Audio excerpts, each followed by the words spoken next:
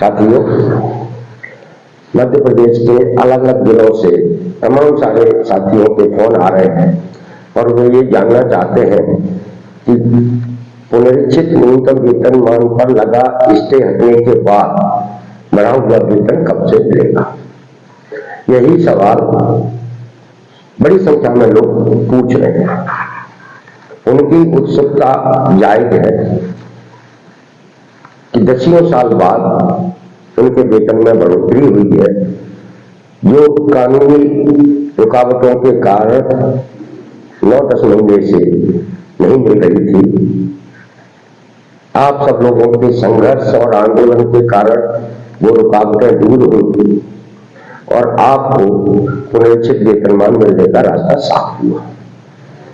अब इस मामले पर सरकार को फैसला लेना है। सरकार को फैसला इसलिए लेना है कि यह मात्र बढ़ा हुआ वेतन देने का मुद्दा नहीं है, मुद्दा 9 महीने के एरियर का है। मध्य प्रदेश में 5 लाख से ज्यादा ऐसे कर्मचारी हैं जो सरकारी विभागों में काम करते हैं, जिन्हें आउटसोर्स अस्थायी कर्मचारी कहते हैं, जो न्यूनतम वेतन के दायरे में है। 5 लाख लोगों के एरियर की व्यवस्था खुद सरकार को करनी है। सरकार जब कंपनियों को देगी तो कंपनियां हमारे आउटसोर्स कर्मचारियों को इसका भुगतान करेंगी। इसलिए इस मुद्दे पर अब जो भी निर्णय लेना है वो सरकार को लेना है कि इस बढ़े हुए वेतन को के एरियर को किस तरीके से इन्हें दिया जाए कर्मचारियों को। इसीलिए हमें थोड़ा इंतजार करना चाहिए कि सरकार इस मामले पर क्या निर्देश देती है, क्या करती है और क्या गाइडलाइन वो बनाती है कि ये एक मुश्त दिया जाएगा या किस्तों में दिया जाएगा। ये सारी चीजें अभी भविष्य के गर्भ में है, इन्हें सामने आने दीजिए। दूसरे 30 लाख से ज्यादा प्राइवेट सेक्टर के हमारे ठेका कर्मचारियों को, ठेका मजदूरों को बढ़ा हुआ वेतन का लाभ मिलना है। ठेका श्रमिकों को संख्या बहुत ज्यादा है, उन्हें भी एरियर मिलना है, उन्हें भी बढ़ा हुआ वेतन मिलना है, जिसका भुगतान कंपनियों के मालिकों को करना है। हो सकता है कंपनी मालिकों का दबाव हो सरकार पर कि आप कोई ऐसा रास्ता निकालिए जिससे 9 महीने का एरियर न देना पड़े। इस कारण से भी विलंब होने की संभावना दिख रही है। तो साथियों, हमें दिसंबर का वेतन जो जनवरी में मिलना है उसका इंतजार करना होगा और तब तक हो सकता है सरकार की तरफ से कोई निर्देश हम लोगों को, आप लोगों को मिल जाए। इसी तरीके से एक और मुद्दा है, हमारे बहुत सारे यूट्यूब चैनल तरह तरह की खबरें हमारे ग्रुपों में सोशल मीडिया पर डालते हैं कि वो हाईकोर्ट में कुछ तारीख चल रही है, उसका क्या हो रहा है, हाईकोर्ट का क्या मामला है, तारीख आगे बढ़ती है वगैरह वगैरह। तो साथियों को इस तरीके की जो खबरें हैं, ठीक है, आज इस न्यूनतम वेतन पर जो स्टे लगा था, जो प्रकरण था, उसके साथ में दूसरे भी प्रकरण पंजीबद्ध थे न्यायालय में, तो उन पर जो है की डेटें आगे बढ़ रही है। हमारा जो आप सब लोगों का जो तात्कालिक मुद्दा था न्यूनतम वेतन पर लगा हुआ स्टे, वो हट चुका है। इसलिए उस तरीके के यूट्यूब चैनल के किसी भी इस तरीके के खबरों पर ज्यादा ध्यान देने की जरूरत नहीं है। तो साथियों, अंत में ये कि हम सब लोगों ने जो अपनी छोटी छोटी सांगठनिक और आंदोलनात्मक गतिविधियों के जरिए जो वातावरण पूरे मध्य प्रदेश में बनाया है, उसका दबाव सरकार पर है। हमें अपने इस दबाव को बनाए रखना है। इसलिए हम लोग ने अभी भोपाल में 15 दिसंबर को भी बाबा साहब अम्बेडकर की प्रतिमा पर खड़े होकर भारतीय जनता पार्टी की सरकार से विधानसभा चुनाव में किए गए वादे को निभाने का निभाव कार्यक्रम किया था और उनसे आग्रह किया था कि आपने जो विधानसभा चुनाव में हमें आउटसोर्स कर्मचारियों के संविदा की तरह सुविधाएं लाभ देने की बात की है, उसको पूरा किया है।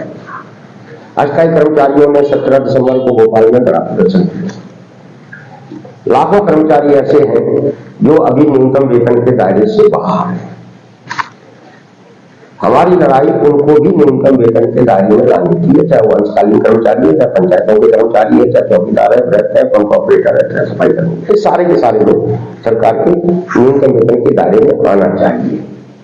और ये आना इसलिए भी चाहिए क्योंकि हमारा संविधान और हमारे लेबर लॉ ये कहते हैं कि हर काम करने वाले व्यक्ति को उसके काम के बदले उतना मेहनताना मिलना चाहिए जो सरकार तय करती है, नंबर 1। नंबर 2, हर काम करने वाले व्यक्ति के पास को सामाजिक सुरक्षा देना सरकार की जिम्मेदारी है, इसलिए उसे पीएफ पीएसआई वगैरह की सुविधा मिलनी चाहिए। अभी लाखों हमारे कर्मचारी ऐसे हैं उनका मैंने नाम लिया, उनका कोई न पीएफ करता है न कोई सामाजिक सुरक्षा है।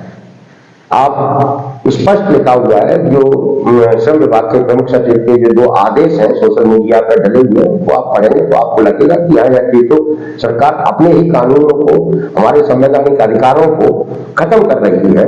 इसलिए हमारी लड़ाई बहुत गंभीर और बहुत बड़े तबके के आर्थिक हितों की लड़ाई है, जिसे हम लोग सरकार तक अपने लोकतांत्रिक तरीके से पहुंचाने का काम कर रहे हैं। इसलिए हमने 17 दिसंबर को 2 कार्यक्रम तय किए हैं। एक, जनवरी के पहले मंगलवार को पूरे मध्य प्रदेश में एक साथ सारे कर्मचारी, जो श्रम आयोग का जो लेटर आया है उस लेटर के साथ अपना ये ज्ञापन कलेक्टरों को देंगे और ये मांग करेंगे कि जो न्यूनतम वेतन के दायरे में नहीं है उन्हें न्यूनतम वेतन के दायरे में लाया जाए।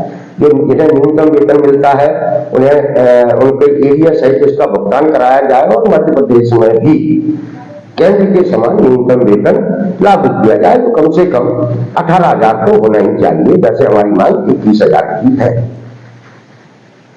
और इस मुद्दे को लेकर हम निरंतर अपनी गतिविधियों को जारी रखेंगे और विधानसभा का जो बजट सत्र होगा फरवरी के आखिरी में या मार्च के शुरू में, तो बजट सत्र के पहले दिन हम भोपाल में एक बार फिर मध्य प्रदेश विधानसभा का घेराव करेंगे और हमारे जो मुद्दे हैं, हमारी जो मांगे हैं कि जो सरकारी सेक्टर का निजीकरण कर दिया जाए, उसे खत्म कर जितना भी आउटसोर्स अस्थायी कर्मचारी है उसे उसी विभाग में उनके कार्यरत पद पर उनका संविलियन किया जाए, सरकारी कर्मचारी का दर्जा दिया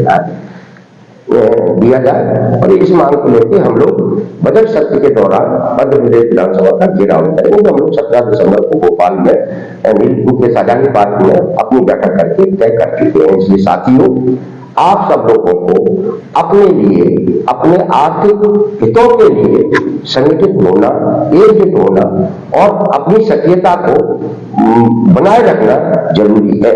अभी तक हम लोगों ने जितना भी किया, जितने भी हमारे साथ लोग आए, 100, 200, 500, 1000, हमने अपने मुद्दे को निरंतर आगे बढ़ाया। सरकार पर हम दबाव बनाए रखें और यह दबाव हम बना रहे, इसलिए आने वाले दिनों के लिए जो हम लोगों ने कार्यक्रम तय किया है, आगे भी आपको उनकी जानकारी मिलती रहेगी। आप उन कार्यक्रमों में सहभागिता करें और जनवरी के पहले मंगलवार को आप संयुक्त रूप से एक साथ आकर रैली के रूप में